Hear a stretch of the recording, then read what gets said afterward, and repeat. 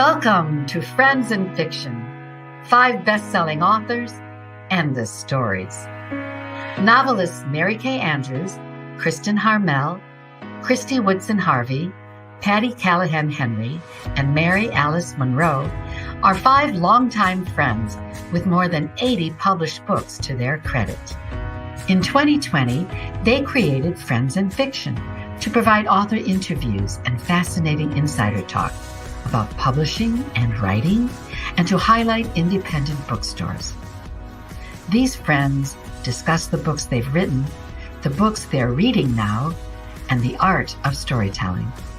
If you love books and you're curious about the writing world, you're in the right place.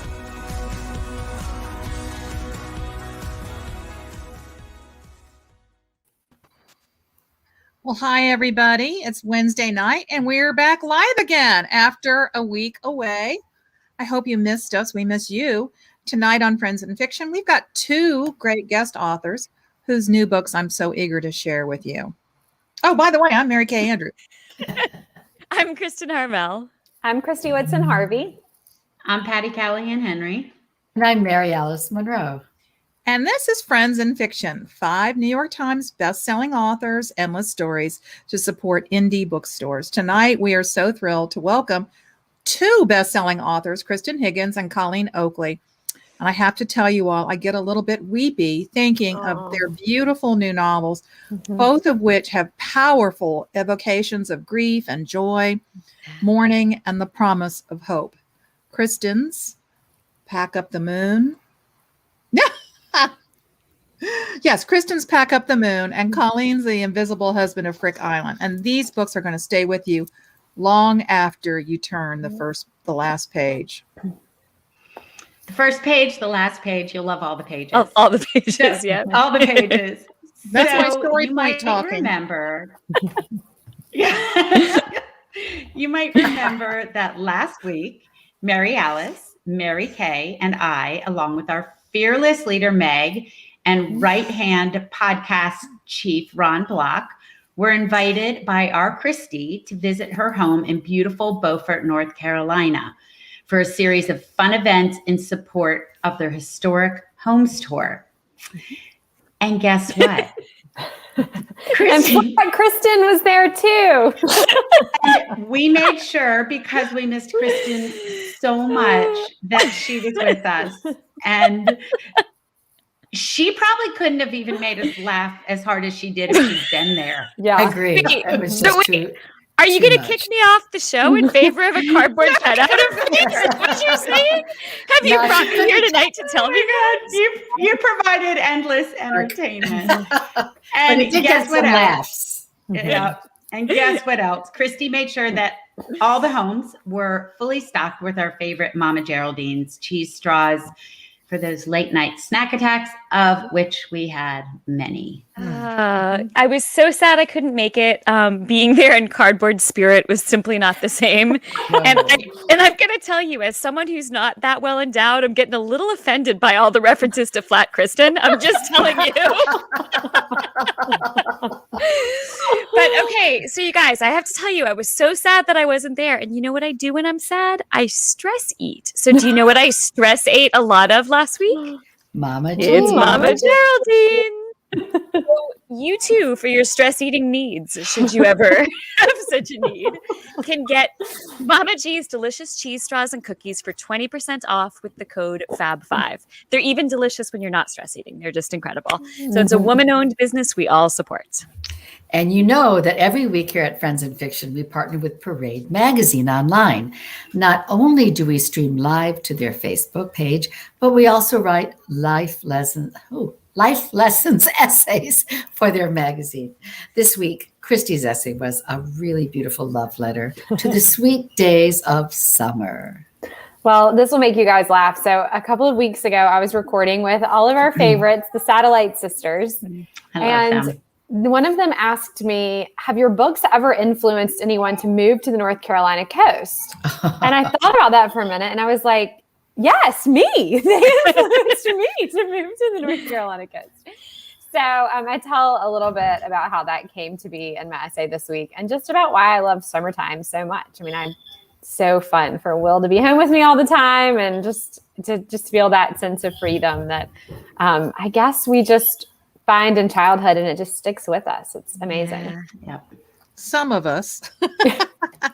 No. Hey, ladies, do you want to give us all an insight into your favorite moment of summertime? I will tell you mine since you didn't ask. I think my favorite moment happens on those quiet summer evenings when my husband and I sit on our front steps sipping an adult beverage, and we look out at the garden and we hope to see a hummingbird at the feeder. And then we have a really exciting competition to see who can find the first firefly flickering in the treetops. And or so any at all, right? I know it. Well, we do have fireflies. I'm So that glad. makes us officially old and sad and boring. No, it doesn't. Yeah, it does. For me, it is just the sheer delight of longer days and just this kind of general sense that people have slowed down a little bit and they're enjoying being outside or family time. And watermelon, always watermelon. Definitely. And tomatoes fresh from the vine and strawberries and popsicles, all those things are what. And peaches. Oh my gosh, the peaches. Peaches. Yeah. You guys, I'm going to be like Debbie Downer here because this is what summer looks like for me. My books usually come out in the summer, so I'm running around like a mad woman. My husband's biggest component of his job is running a summer program, so he's crazy and stressed all summer long. And especially this last year when Noah didn't go back to school, like it's just the year has bled into the summer.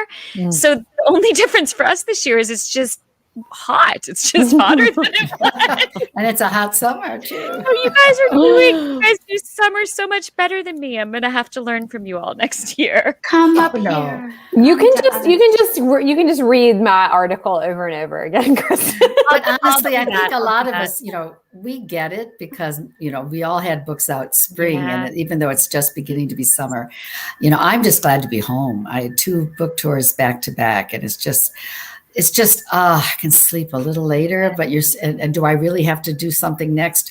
Yet it's a really busy time for us on the island because I'm a turtle lady and this is the time of the nest. So now that I'm home, the team gave me a few days off or a couple of weeks off, but I've got to go back on duty. And even though I do, my favorite time of summer really is sitting at the beach at night, waiting for the sand to move. You hope a hatchling comes out, but it's such a beautiful time of night, late at night, no one's on the beach. Usually it's just me and Barb sitting there waiting for a hatchling and the air is cooler. It's just the time to recharge your batteries. So I look forward to that. Oh, it's time for me to tell you about our guests. Yay, we need to, yes. I am so excited tonight. We have got Kristan Higgins and Colleen Oakley with us. Kristan Higgins is the New York Times, USA Today, and Wall Street Journal bestselling author of 19 novels, which have been translated into more than 24 languages and sold millions of copies. Kristan's also a co-host along with her friend and fellow novelist Joss Day of the Crappy Friends podcast, which discusses I love that, right? Which discusses the complex dynamics of female friendships. She lives in Connecticut with her heroic firefighter husband, and her official bio says that she's the mother of entertaining long-lashed children. Long-lashed children. I know, I love it. Means, yes. Colleen Oakley is the USA Today bestselling author of 4 other novels, including her newest, The Invisible Husband of Frick Island. Her novels have twice been shortlisted for the prestigious Southern Prize for Fiction. A proud journalism school graduate. I'm not saying this part. That Superior University of Georgia. Go dogs! That was hard for her to do. Fiction. A proud journalism school graduate of the University of Georgia and a former Colleen was an editor at Marie Claire and Women's Health and Fitness magazines. Her articles and essays have appeared in numerous publications. She currently lives in Atlanta, Georgia, with her husband and her 4 kids, 4 chickens, and 2 guinea pigs. I'm jealous of the chickens. I got to be honest. I've always Okay, liked Sean, bring chickens. those ladies on. Hey. Welcome, Colleen and Welcome, Kristan. welcome. Thank you. Thank you, guys. So happy to be here. We're happy to have you. First of all, I want you guys, if you guys, that's such a bad thing to say. I wish you all, you ladies, would each give us the elevator pitch describing your newest novels. We're going to start with Colleen.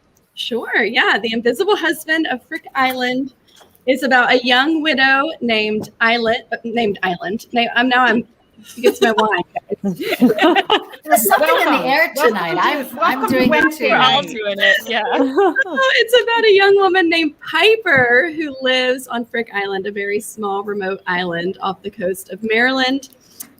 She lost her husband in a boating accident, and in her grief, she lives under the delusion that her husband is still alive, with her walking him down to the docks, eating at the local restaurant with him. And the entire town, in fact, has embraced this delusion and goes along with it, waving hello to her husband, Tom, as she walks him down to the docks. Okay. And this is all fine and well because they live on this very small island until a reporter comes over from the mainland to cover a fluff piece on Frick Island and instead finds the very intriguing story of an entire town interacting with a man who does not exist. And he decides he wants to get to the bottom of this and begins unraveling some mysteries that the islanders perhaps would have him not unravel.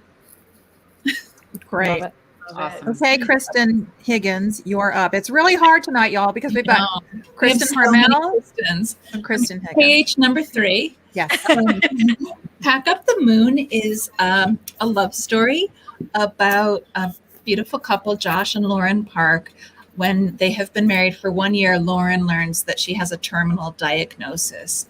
And so in preparing for her all too soon death, she decides to write Joshua a letter for each month of his first year of widowhood, giving him a job to do to push him out into the world and connect with other people, which is not something he does very well on his own. So as the year progresses, the jobs get a little deeper and harder, and she tries to kind of walk him through this period of sorrow and bring him out on the other end. And it's They're beautifully done, I have to say. They're both such Both, great, yeah. great books. And there's this very readily apparent theme that runs through both Colleen and Kristan's novels because they both deal with the untimely death of a young spouse. And the reader knows that from the very beginning of the stories. So in Unpack the Moon, we know that Lauren will die of a terminal illness, and Colleen's the invisible husband of Frick Island, that Ben, a crab fisherman, appears Actually, to it's Tom. I got that wrong. Ben is Tom, not I'm her sorry. husband. I'm sorry. It's on me. It's on me. I'm sorry. I should have known better than that. Although we were just discussing before the show that we couldn't remember the names of our own characters. Characters, much less other people's characters. Sorry, Colleen. But I would just love to hear the challenges that each of you faced, especially on the heels of a pandemic, dealing with readers that say they don't want to read anything sad. So, Kristan, can you address that a little bit? Yeah, sure. I was worried about that. I didn't plan to write a book about a terminal illness involving the lungs that came out right after COVID. Oh, involving the gosh. lungs, yes. Yeah. Wow, yeah.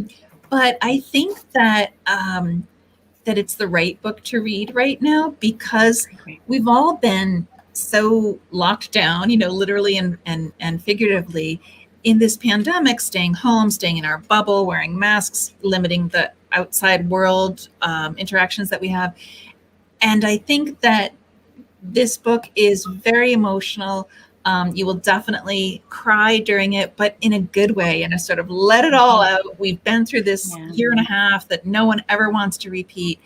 And I think overall it's a very joyful and uplifting story, but it does address, a very sad subject. And it's difficult to handle in that way, but I have not had one person say, I wish I hadn't read this story. Everyone is on the opposite side saying, I'm so glad I read this. Yeah. So the Well, I response have to is fantastic. I have to say that Lauren, the character, was so upbeat and charming, and she didn't let it get her down, which kept the pace and the mood of the novel really positive.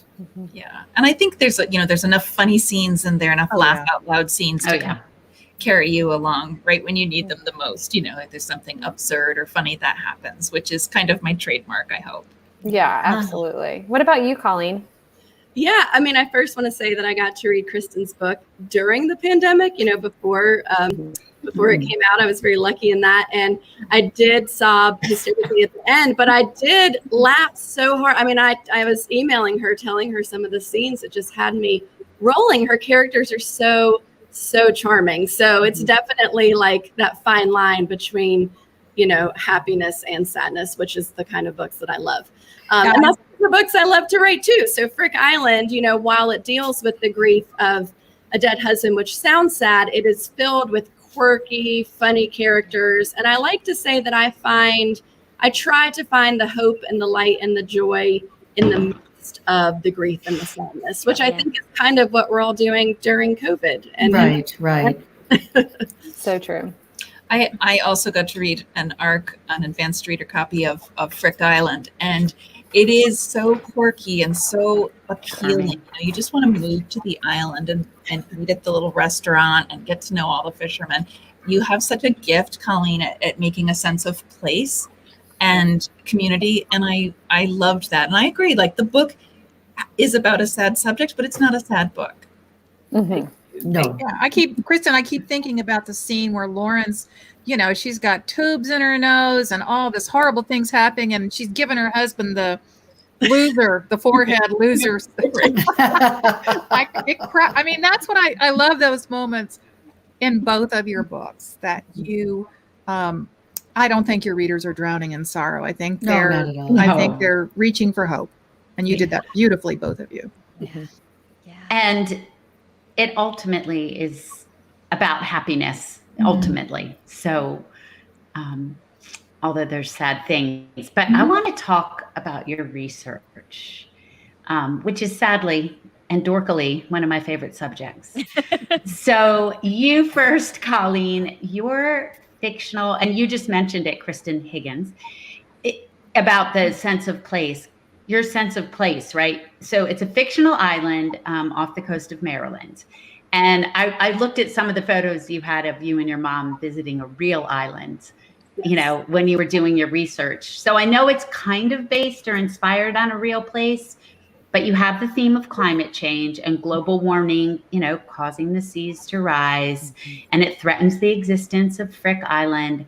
Did you do a lot of research on this? I mean, I know you went to the island, but I want to hear about your research with all of that. I did, yeah. So Frick Island is based on and inspired by the real life Smith Island, which is a real island off the coast of Maryland, 12 miles off the coast. It takes 45 minutes in a boat to get there. And I first visited the island about 20 years ago with my grandparents. And it's one of those places, the people that live there are American, but they live completely different existence than you or I. It's so remote, so isolated. And in fact, one of the books that I read for research is called An Island Out of Time. It's a memoir about a man who lived on Smith Island in the 80s with his family.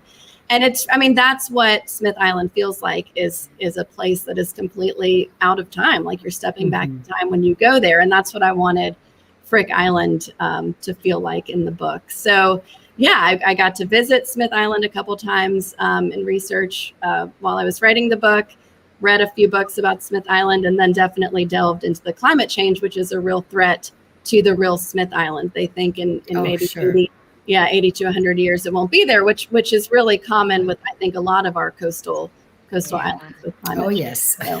It's for How real. did you first hear about Smith Island? Like, did you know about it from visiting? Like, how did it even bubble up to your consciousness? Yeah, so my grandparents lived in this very small town in Maryland when I was growing up. And when I went to visit them, they said, "We're taking you to Smith Island." And I said, "Where?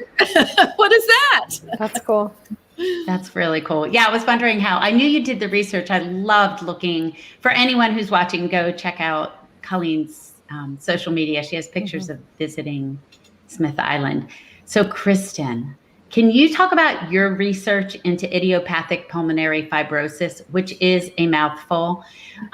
So Lauren has it, and she knows she has it, and she knows it's terminal, and she's a young bride. Surely you had to dive down the research hole for this, right? Yeah.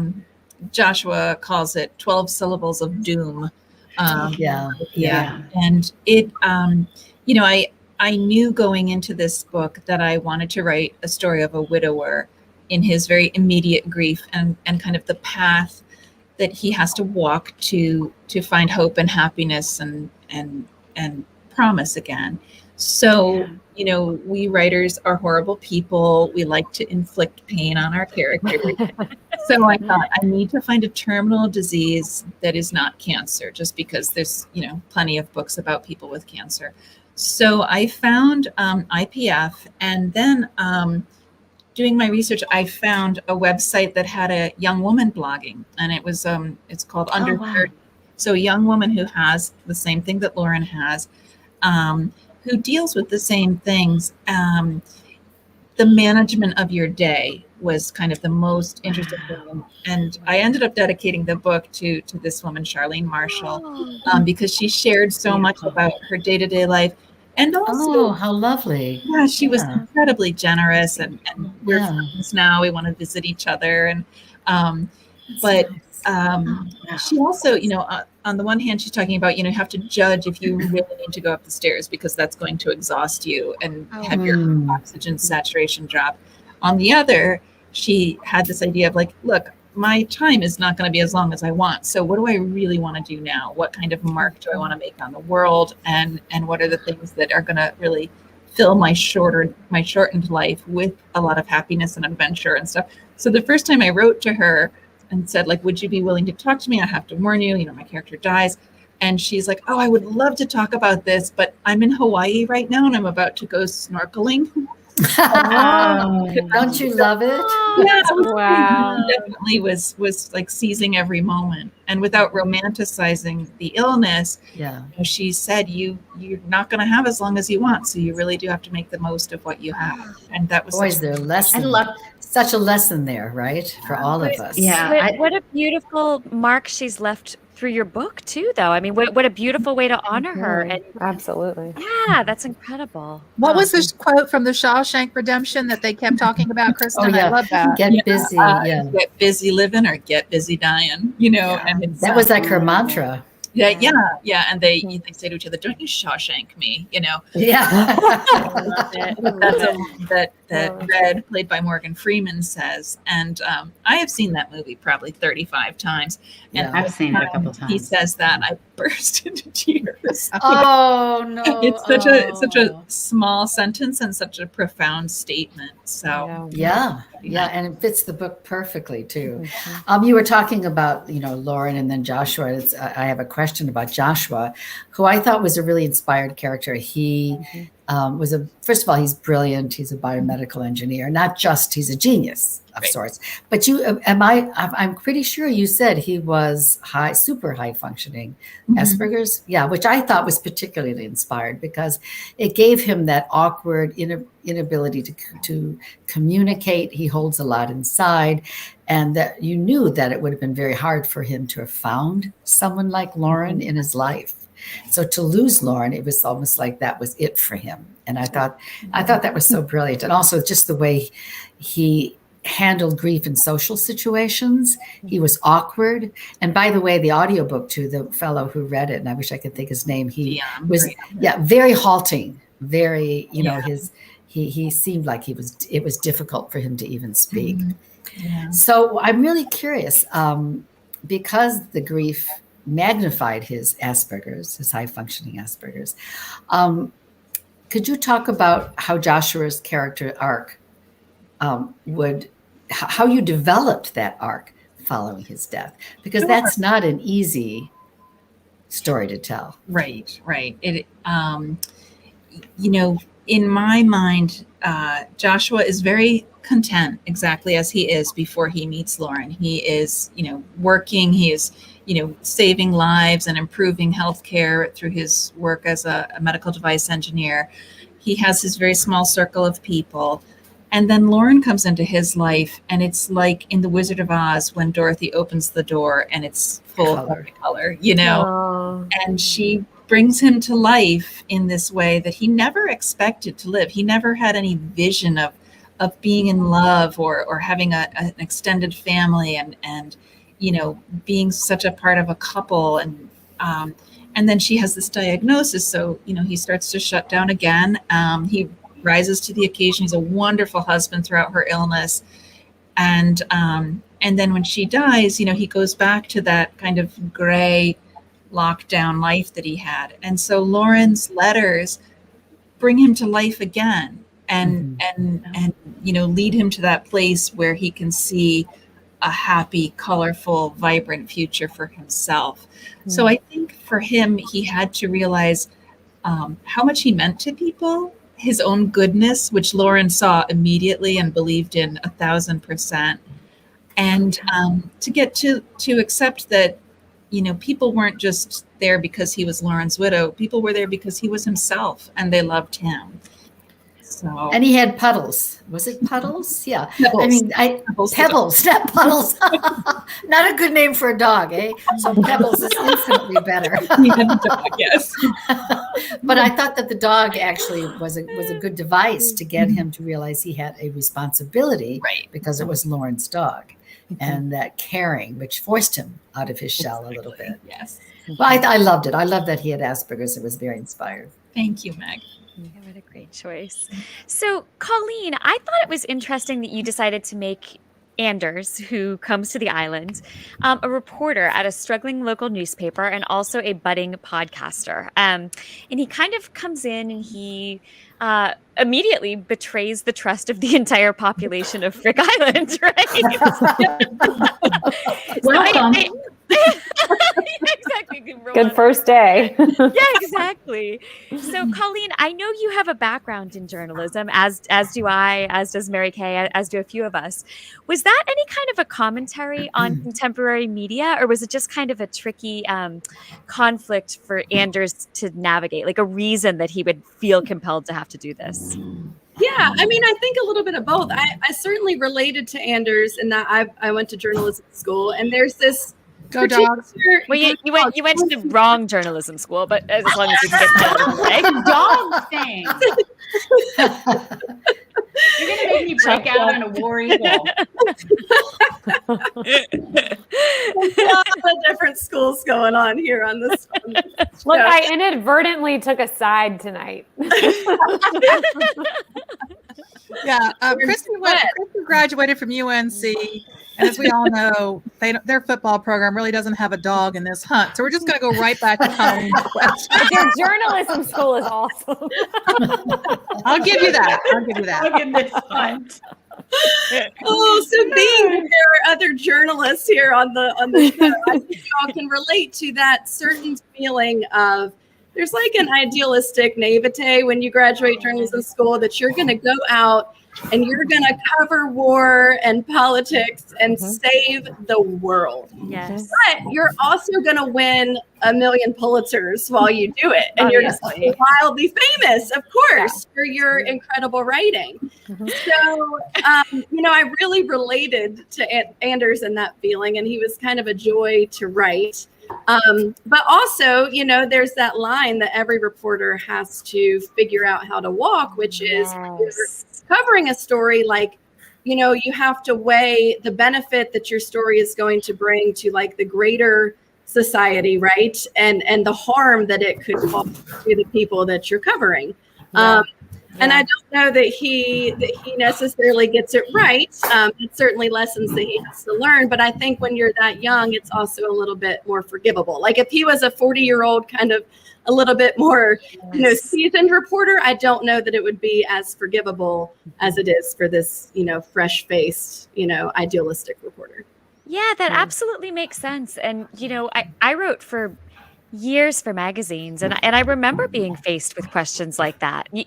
And like you said, early in a career, because before you've kind of figured out your own moral compass, or whether you put the job first. Yeah, I thought that was really interesting the way you did that, Colleen. Super fun.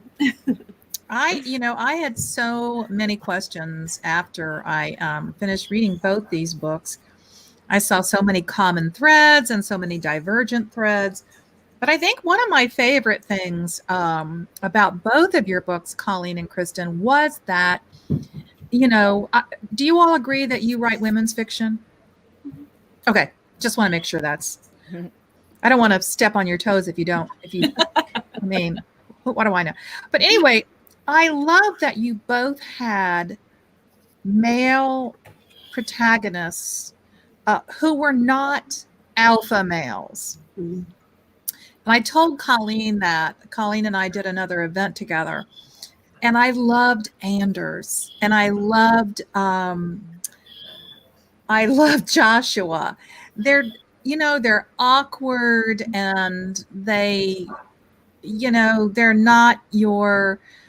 not your Harlequin cover model types. And I think that makes them so relatable to your readers. Kristan, would you talk a little bit about that? Because Joshua is, I thought it was interesting that Lauren keeps insisting he's hot.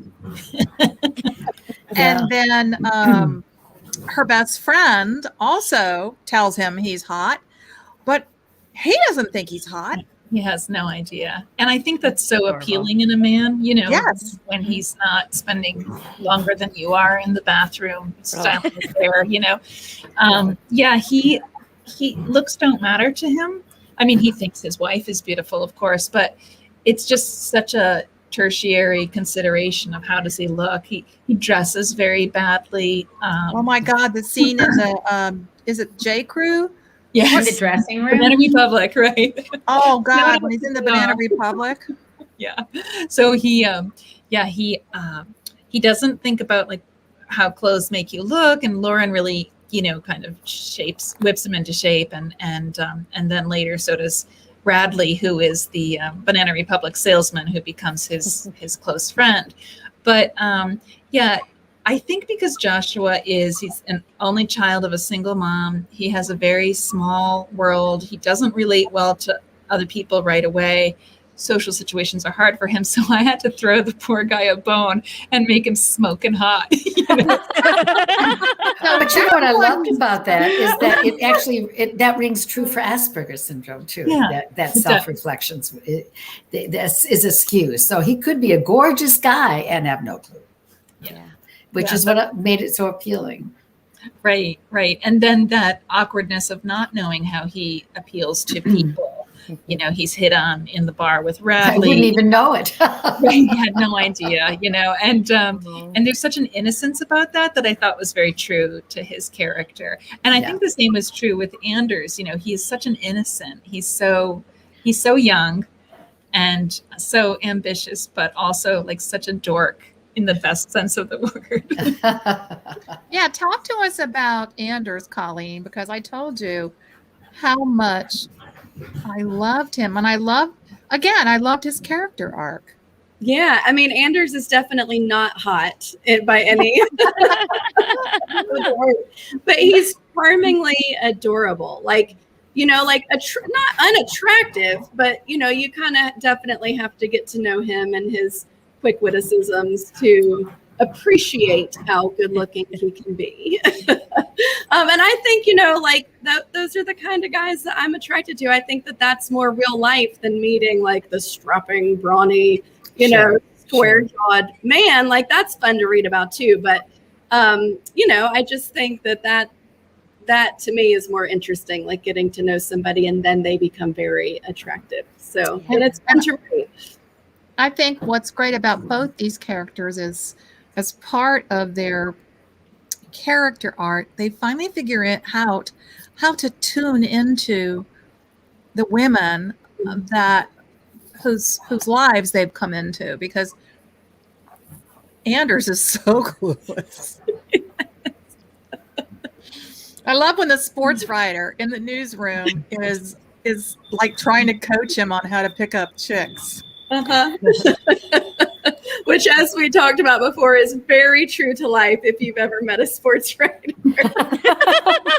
That's hilarious. Yeah, you guys, all of you watching, I hope that you will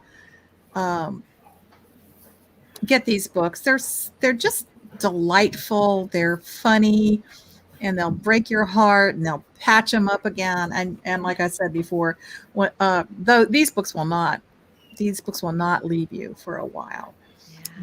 But let's talk about do we have time for reader questions? I think we have to do our bookseller, don't we? Who's our bookseller this week? Yeah, we do. I'm trying to look at what you know what? Let's take some reader questions, don't you think? Absolutely. That's awesome. Yeah, let's do it. Somebody take a reader question. I'll grab one. Gwen Adams says, Colleen, I love following along with you and your family. With 4 kids, how do you have time to write? Fred must be a great partner.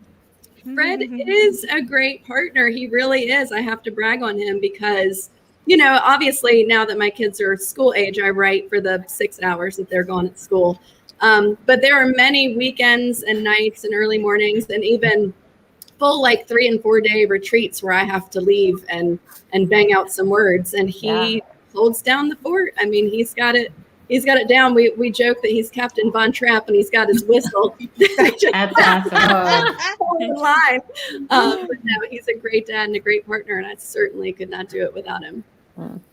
Well, I have to say there's a whole lot of comments. I'm looking for questions, but comments from people who loved the books. So you should know that. Just lots of them. So Maria Liu said, I read Kristan Higgins, who is different than Kristen Harmel or Christy Woodson Harvey. She read your book, Life and Other Inconveniences, and it was fantastic, and she loved it. She wants to know if the dog on the cover is yours. I wish the dog on the cover was mine. I have a sloppy, drooly mutt who sleeps 23 and a half hours a day. The cover for Life and Other Inconveniences is a picture of a dog swimming underwater. And it's this wonderful photo. It's, there's so much emotion in it. You think what is this dog doing underwater? But there's a scene in the book where one of my narrators is an 85-year-old woman, and she goes for a swim out in Long Island Sound, and she gets a little discombobulated, and she starts to drown, and she forgets where she is, and then her dog comes out to kind of save her. Her dog has jumped in the water to follow her, and that's how she orients herself. So it was a very meaningful scene in the book, Genevieve's moment of weakness and the dog rescuing her. But alas, that beautiful golden retriever is not mine. It's not yours. Well, Irene Justice is asking a question which I'm curious about, and she's asking for both of you, what are you working on next? I'm not at liberty to say, only because I tend to babble and sound like an idiot and, start in the middle and work my way back through subplots.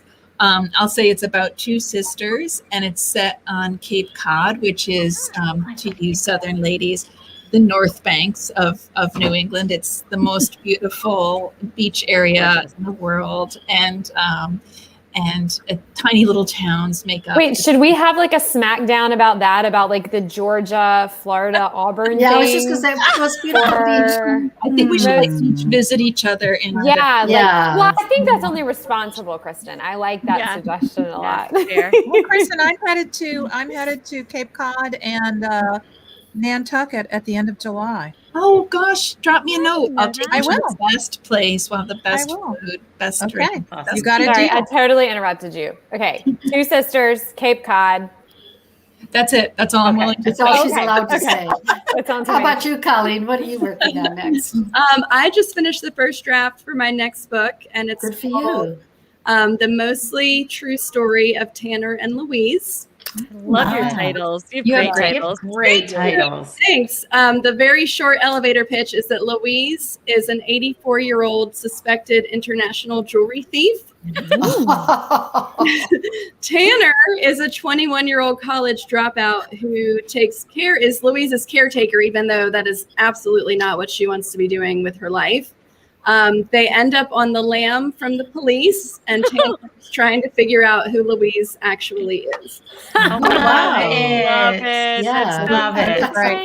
great. We've got so many other questions coming in, so maybe both you ladies will come on the Friends and Fiction Facebook page after this and answer some of these questions. But people have burning questions they want Yeah. answered. Come back We've to got the to page. talk. Yeah, we've got to talk about our bookstore partner this week, which is RJ Julia Booksellers. My local indie.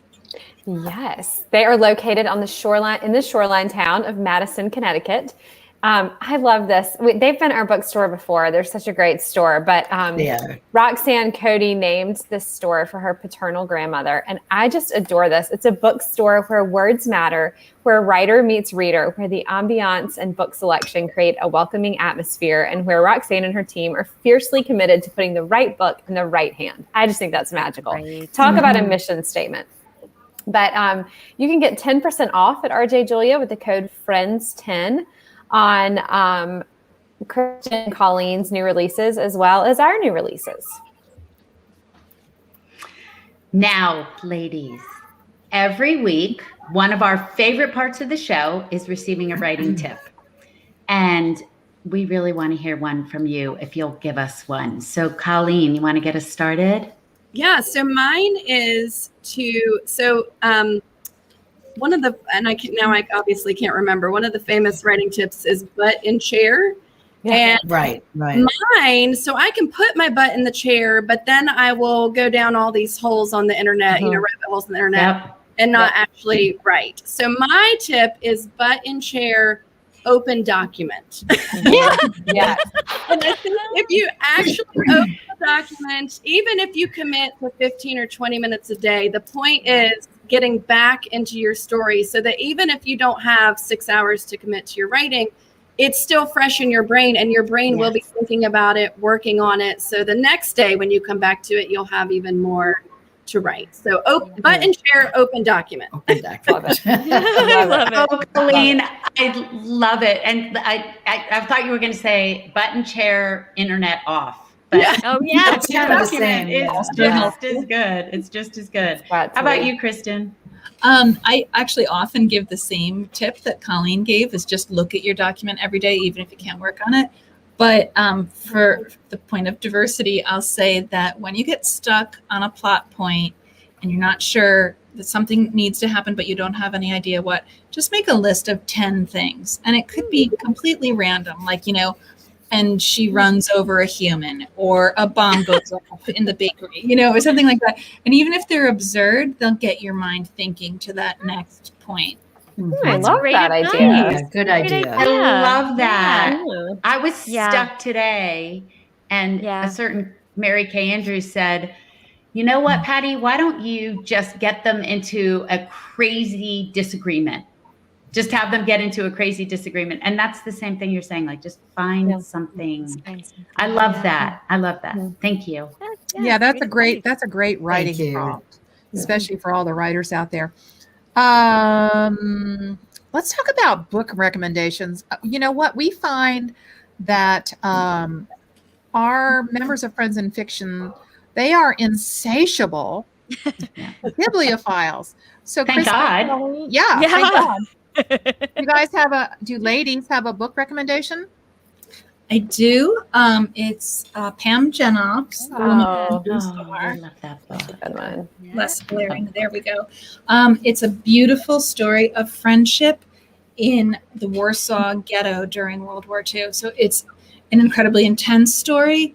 You'll read it in one sitting, and it's just so beautifully told. It's such an unusual friendship situation.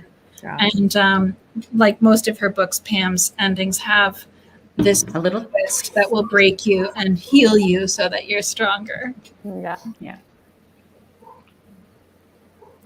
Have you got one, Colleen, that you want to I talk about? do. So I, as you ladies know, I'm on a big road trip, and I ignored my entire family in the car today, reading 7 Days in June. Oh. It's a love story about this couple who, when they were teenagers, had a very intense and rocky 7 days together. And fast forward 15 years later, they run into each other. And it is really, really good. Oh, awesome. I can't wait. Yeah. Kristen, you've got one, right? Yeah, and I think it's one that a few of us have read and really liked. Susan Elizabeth Phillips, When Stars Collide. It just came out yesterday. It's part of her Chicago Stars series, but you don't have to have read the series. It's completely a standalone. But if you have read the series, you know you love her. If you haven't, this is a fantastic place to start. It's about a quarterback and an opera singer, and it is just delightful and fantastic and fun, and it's just Susan Elizabeth Phillips, and she's fantastic. And what more do we need to say? Fantastic. And I wanted to remind everyone that Lisa Wingate, who's been on the show, as has Pam Janoff, as has Susan Elizabeth Phillips, Yep. her book, The Book of Lost Friends, is out right now this week in paperback. So if you've waited, now's your time. Mary Alice, you're muted. Mary Alice, you're muted. Marius, you're muted. I see it. Thank you. Speaking, my dog was barking. I didn't want it to bother everybody. I'm on long car trips too, and I was actually coming home from Beaufort, and I had the most remarkable audiobook, and it was called The Indigo Girl. And it's not a new book, but it was new for me, by Natasha Boyd. And what I loved about it, being from South Carolina, it's about Eliza Lucas Pinckney, a real woman who lived in 1739, and she was a 16-year-old girl, and her father, who was in the military, basically left the running of his plantations in South Carolina to her. And it's because and love for indigo that it really saved South Carolina. So it's a really wonderful book about the history of the time. And you know how I always say the narrator makes all the difference in the world. And this is the first time I heard her, Saskia Marleveld.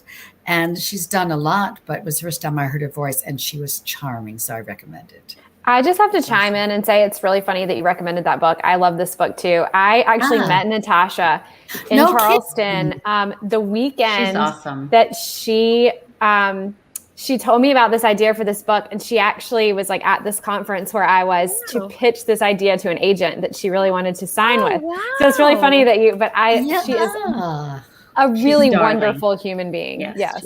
Doesn't she have the most beautiful voice? Yes. She's wonderful. She does. She's English, and I think we've all met her.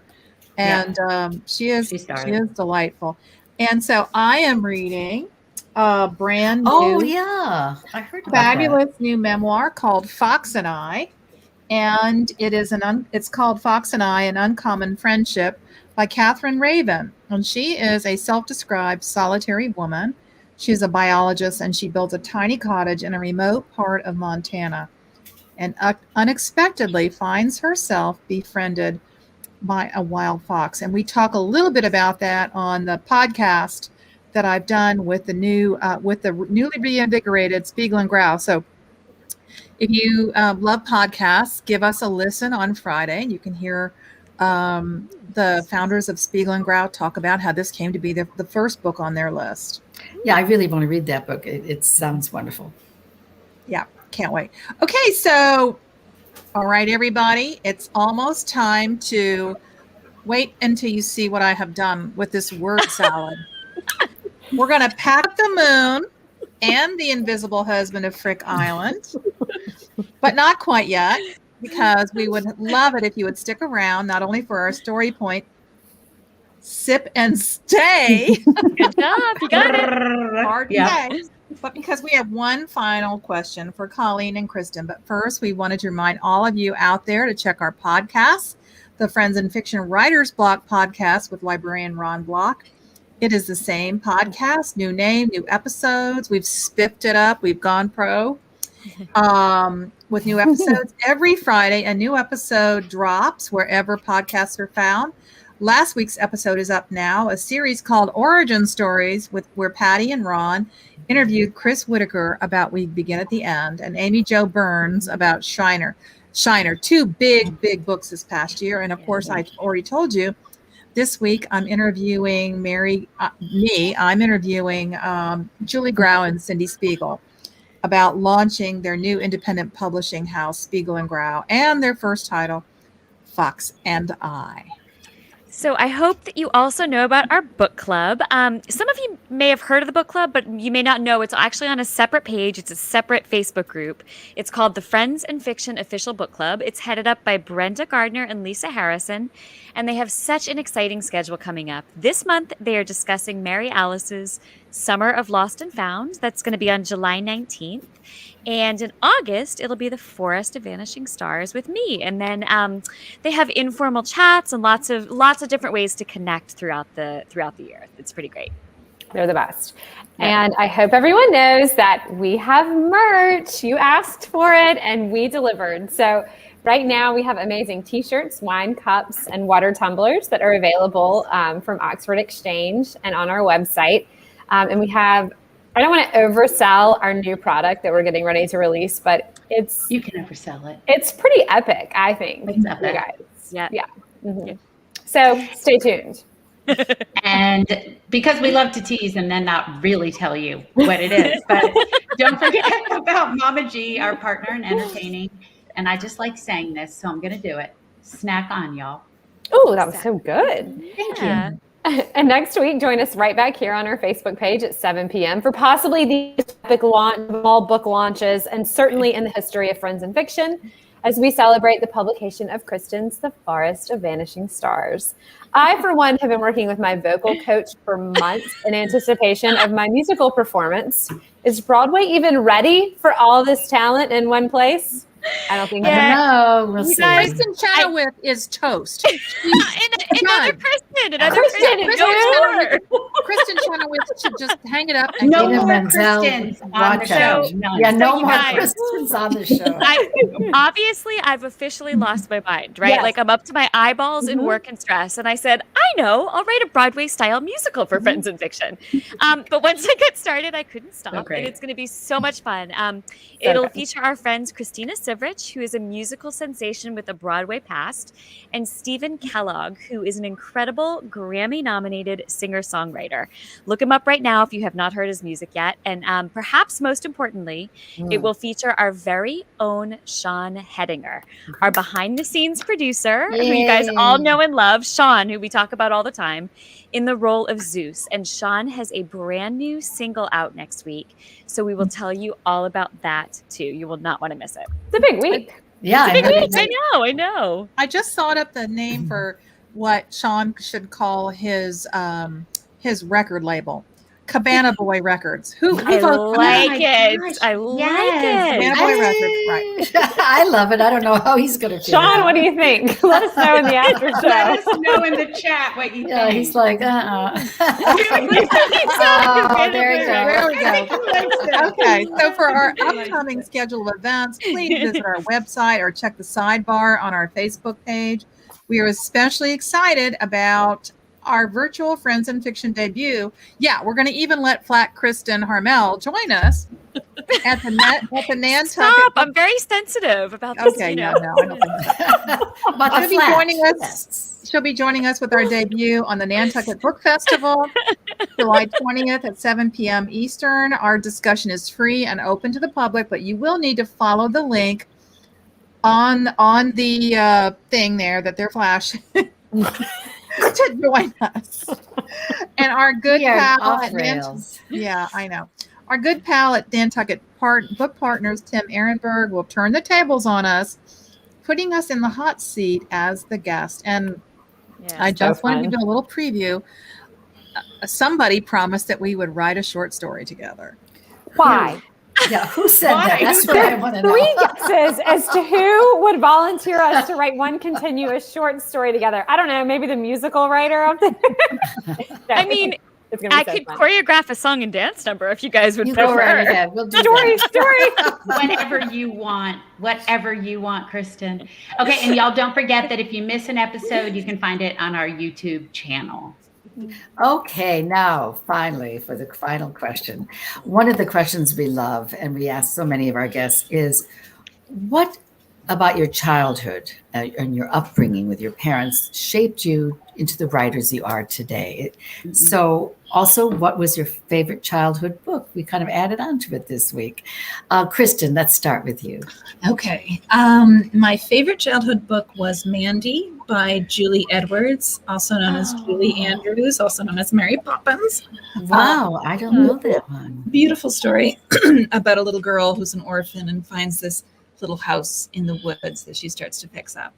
And what shaped me to become a writer, I think, is that my parents and my extended family, aunts and uncles, everybody talks so much that there was no room for a child to talk. So I just eavesdropped. I became a listener. And I think that's probably the writer's greatest skill, is to be able to listen to other people's stories. That's the first time I've heard that. That's actually very interesting. And you're right, that listening power. You know, I always tell people you're never safe when I'm in the room because I'll use it. How about you, Colleen? Oh, did we lose Colleen? Oh, she froze up. Oh, no. Look how Colleen. prettily she froze. She is beautiful. It's like a photo. It's flat Colleen. Colleen, with flat Colleen. What we'll have to do is get Colleen to write it out, and we'll put it on our Facebook page so that everyone can read her answer. Okay, so all of you out there, while Colleen is frozen in time, we encourage you to pick up The Invisible Husband of Frick Island and Pack Up the Moon, preferably from R.J. Julia, the bookseller of the week. And the link is on our Facebook page under announcements. And thanks so much for being with us. Next up is our Story Point Sip and Stay, where you never know what could happen. But hang on, because we got one more important thing we want to tell you about. Kristan, thanks for joining us. Thank you. I'm such a fan of all of you. It's been a thrill. Thank you. We're a fan of yours too. Yes, likewise. Awesome. Yeah. Thank you. I do. Is this my moment you want me to share here? Yes, please. For all of you out there, you know, I love being here every week, but I just am going to take a sabbatical, a few months off, and I'm not leaving. I'll be back in the end of summer. And I just want to get some research done. I have to get out and where I'll probably be where there is no internet. So I know. So I'll see you all in a couple months. So if you're wondering where I am, I'll be popping in when I can. But I'm just taking what we call a little leave of absence to do some work. So I'll see you all soon. Wait, but you're still going to be here next week for my launch, right? So, Me. I'm practicing. Yes, I will. So that'll kind of be like your encore My performance, swan song, right? so Your to swan song, literally a swan song. Right now, Colleen apparently came back. Where is she? Oh, hey. There she is. Let's ask her. Do we have a minute? Yes. Okay. Yes. Colleen, did you hear the question about what was it about you? I All did. right. Few technical difficulties, and yes, I'm so glad that I got to get back, because my two favorite books are Freckle Juice and From the Mixed Up Files of Mrs.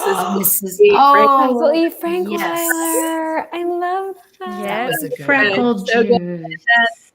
I love the chance to shout out my mom, who was my biggest, writing and reading inspiration, because she went back to college when I was little. She got her master's in adult literacy. So reading is always very important. And I love to tell the little funny story that every single night growing up, we always had reading time. Like, I thought that everybody had brushed their teeth and had reading time, everybody in the whole world. And at my very first sleepover, I packed my book. And we it's so cute. Oh, that's so sweet. I pull out my book when we're in bed, and my friend's like, "What are you doing?" And I said, "It's reading time." And I realized that not everybody has reading time. Oh, that's so sweet. But everybody should. Oh, that is the key. That's the cutest story we've Oh, heard. Colleen, I like you admit. even more now. I know. Can we have a slumber party and have reading? Yes, time? everyone can do their reading. Yes.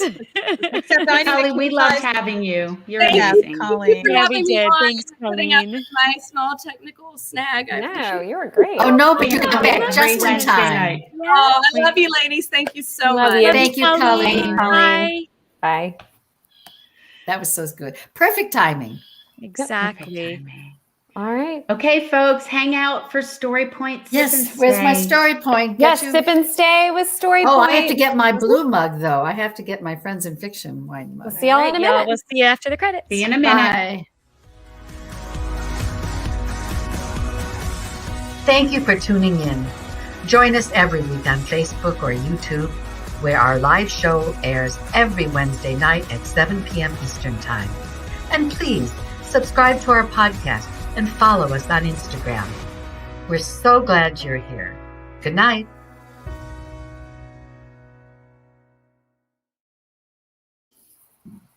Okay, everyone, welcome to the Friends in Fiction Sip and Stay with Story Point, which I practiced saying after Oh, show. that was great. It was beautiful. Sip and Stay Story Point after show. We are so happy to be partnering with Story Point Wines.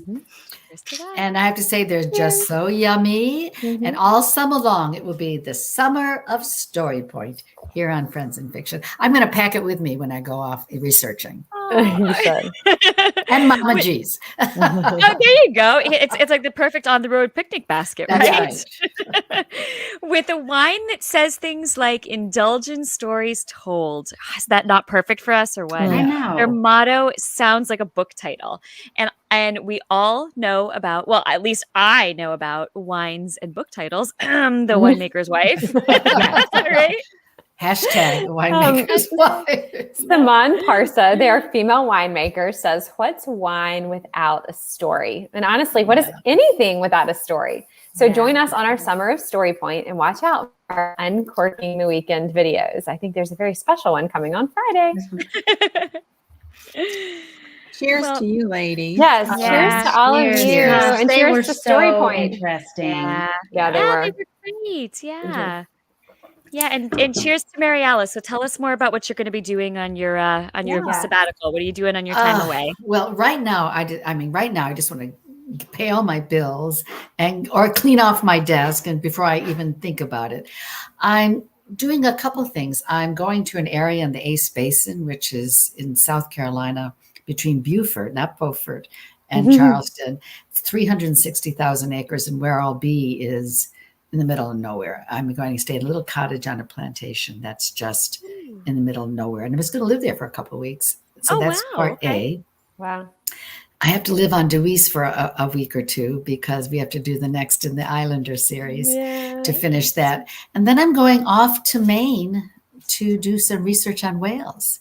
So I'm traveling a lot this summer, and I'm not sure what I'm going to be doing exactly. Maine's more exploratory. When I go in the winter, I'll be in Mexico with whales in December. And I have some things lined up to do work with the whales because that's when they calve, and it's going to be really cool. Oh. But it's just, I'll just be going places and researching and just kind of going under. Right. And then it'll be interesting. Hopefully I'll keep my health up, get rid of this cold before I take off. Yes, gosh. Exactly. You know, I'm going to write about running away to write for my parade essay next. I like that. Ah, perfect. Yeah.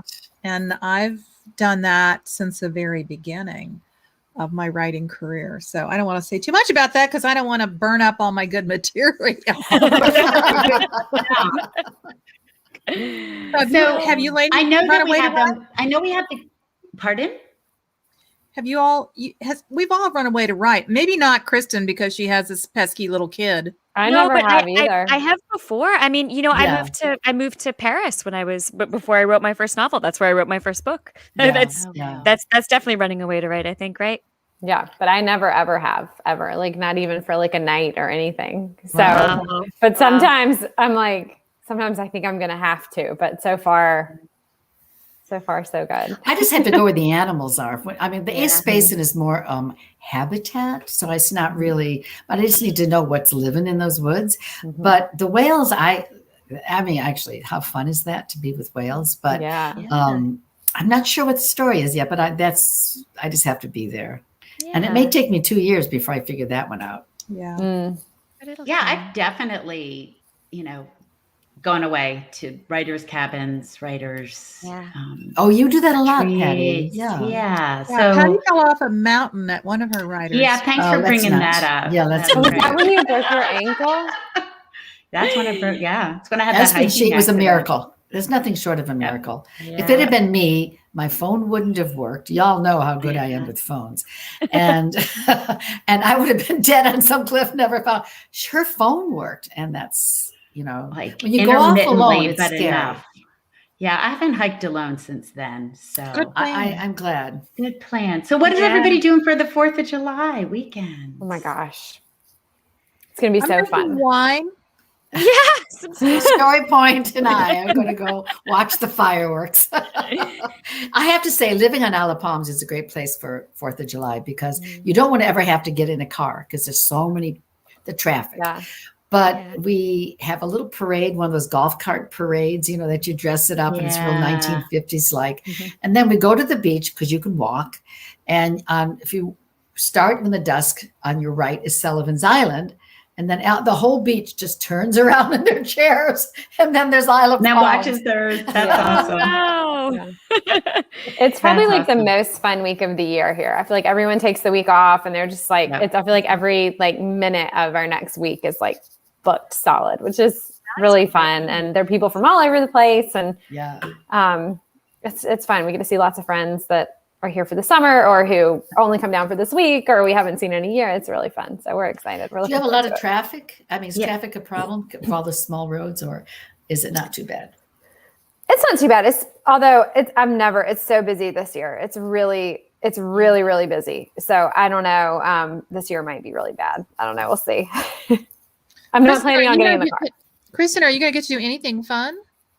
Well, I have a full weekend planned of freaking out, checking my numbers, worrying that I'm not doing enough. I keep telling you, don't look at the numbers Panicking, till it's all waking up in the over. middle of the night, wondering if I'm doing enough. Yeah. That Kristen's going to be having a really good time with me though. So that's good. I'm so excited for Flat Kristin because slightly more shapely Kristin is probably not. So. Well, we're going to be with you. We're going to be emotionally right there with you. the Singing whole along. week. Yes. Kristin. We're so excited. You're at Palmetto Bluff, right? I am. So I'm in Bluffton. And like you just said, Kristin, Christy, it's one of the best weekends. There's something every hour. I'm like, stop. But my husband's favorite is they have this little thing on the town green called Yappy Hour for the dogs. For the dogs? awesome. So And they cute. put out all these little, it just makes me laugh. They just put out all these pools and Winnie's gonna love it. I know, but there's the little parade and we make my nieces do it every year. And now they're teenagers and they're like, we're not doing it. And we're like, yeah, you are. Oh, so the family's coming in? So you have family coming You're in. going to be It's here. gonna You be have no awesome. choice. You have no choice. Yeah. Well, the most exciting thing happening next week is the release of The Forest of Vanishing Stars. So for sure. Yes. And are you going to be on the road next week or not till the next week? I'm doing just Florida events next week. So I'm doing Vero Beach, Writer's Block in Orlando, Copperfish in Punta Gorda, Macintosh Books in Sanibel, and Oxford Exchange in Tampa. That's Nice next week. bookstores. I'm excited. And then you're headed this way. Then you're I am headed that way. I'm the so only one that doesn't excited. get to see you, I think. I know. I feel so sad about it, but you and I are doing a literary festival together in August. Oh, we are I in think. real life. Yeah. And we get to do a In virtual real life. together on the 9th We with do, Ron. we do. Yes, So that'll with be Ron. super fun. Exactly. That's true. Yes. Yeah. And all of this is on your website, right? All of that is on your It is. website. Yeah. Thank you for asking. Yeah. Thank you. Yep. But I think the Wild Dunes one is Yes, one's Mary Kay. asking What what are I'm your doing. Mary Kay, what are your big plans? I am not going down to Tybee because thankfully the houses are rented, Oh, good. which means they are generating income for the hole that we've dug ourselves into. So we're having 4th of July in the Dale, Avondale Estates. Oh, great. We're going to have, the traditional parade has been scaled way back, and I think it's going to be a matter of golf carts, drunks on bikes, and pickup trucks. Love it. And Drunks on bikes. That's awesome. Oh, And amazing. my son and his girlfriend and her 2 boys will be here. We'll do a covered dish supper. I've scaled back my expectations of myself. I'm going to order fried chicken from Publix, I think, instead of Good for you. They have such good fried chicken, Good for though. you. Yeah, they It's do. Do they have delightful. good fried chicken? Oh, They good to know. do. They Have good do. fried chicken, Yes. yeah. I do yeah. brats and burgers pretty much. That's my thing. Yeah. Corn on the cob, tomatoes. And then we'll go Yeah. down to the lake and we'll watch the fireworks. And that's about it. But that's all we need, isn't it? Isn't that the best? Yeah. Yeah. Yeah. We're going to decorate the front of the house with flags and stars and all the things. And Don't forget to keep your dogs indoors for the fireworks, everybody out there. we have 3 English setters, and Yeah. Ivy is gun shy, and so Oh. we've got a thunder jacket for her. But I think we're gonna get her some chill pills. The CBD ones work really well. They do. I'll have some of those. Yeah. One for I was you. gonna say, One yeah, for one me. for me. One for you. They heard me say the word dog. Oh, dear. Yeah. Oh, good All Lord. right, everybody. I think it's time to go start frying chicken for the 4th of July. We're going to Right, Publix. and I'll start And don't gearing forget up your for voice Forest of training. Vanishing Oh. And while Stars. you're at Publix, don't forget to pick up your story point. That's And- right. And if you haven't pre-ordered your Forest of Vanishing Stars, like time No, is do it. going Hurry up. by. Hurry up. Yes. You're going to want to be familiar with it by the time we stage the musical, right? Like, Yeah. just- Oh, great. You're going to want to be like at least a few chapters in on Wednesday so that you're like, I know what's happening here. Well, one of the get reasons it. I have these dark circles under my eyes is I just have every spare minute I've been reading this wonderful book and I just can't put it Oh, down. thank So you. It's really I thought you were great. going to say you were practicing for the musical. I was like, Oh, yay, no. Mariana, dedication. no, I'm a Serious. little croaky right now. I'll do my best. It is I'm like, so thank you, though. catchy. Thank you. Like it's so catchy. Like when everyone, I mean, it's like when It'll you get start, stuck. it's so good though. And I'm like, like humming it. And Will's like, little Will's, what are you singing, Mom? And I'm like, it's Christmas musical. So Oh good. my! The earwig, the It is. earwig. When Sorry. I first listened to it, it was like la la la la la. Kristen's earworms. It's not Earworm, earworm. It's earwigs. That's a whole different thing, Sean. No, I have to tell you, I was I've trying to always explain called it that. an earworm. Sorry. No, it's an I think that's right, earworm. too. I It's think an right, earworm. too. But I have to say, I was talking about it with Marcus because we had heard the word expression, and my grandson who's 6 years old, is horrified. He thought, "Is that a real thing? You can get a worm in your head?" Oh no. Well, Will told me that if you chew gum, it gets out of your head. Head? He said he Interesting. read that in one of those like National Geographic books of all the like random facts. I Interesting. will tell you a bit of trivia that you don't want to know. Gosh. So Tell there us. when I was a kid, Twilight Zone would come on. Everybody here except for Mary Alice and I are too young to remember Twilight Oh, Zone. I remember But I Twilight was Zone. terrified of Twilight Zone, but there was an episode called The Earwig, and it was like, you don't want to know. Okay, Oh, stop. no. Nightmares. Do you want to know the official difference between earworm and earwig? Because I can read it to I you. do. Tell Okay, us. Earwig is a real thing, Just right? to clear it up, the earworm is the tune that is stuck in one's head, especially as repetitive, while earwig is any various insects in the order of Dermaptera that have And they have elongated little bodies. They do have little the earwigs have Large little. membranous wings folded Awesome, underneath guys. short, Thanks. leathery Because forewings. because I was already sleeping so well with worrying about a book release. So this is just super helpful. Thank you. Thank you so I'm much. just clearing up that they're different. They're different. Words The are words. bottom of the head is the worm. We are full service friends and fiction. TMI. Oh my god. Okay, you guys also have to come back next week though to hear more about Sean's new single, which New I think is single. extremely important. We have to talk about that next week too, and we're excited First about that. release on Cabana Boy Interests. Exactly. Thanks to our new sponsor. That could be our next merch item. Hey, All okay. right. So you know what? Let's end with Here's the our toast. first customer. There you go. Toast to Mary Alice going on. For Yeah. her to have a Research nice well, sabbatical, Mary Alice. get Yeah. researched Research well. well. And Cheers we to that, appreciate Nicole. you doing your swan song next week as part of the musical. So we'll look Yeah. forward to seeing you I'll back. be with you. I'll be watching if I can. If I get reception, I'll be watching on Wednesday All right. night. Good night, I everybody. love you. Good Good night. Good night, Love you. everyone. And Kristin, we can't wait for next week.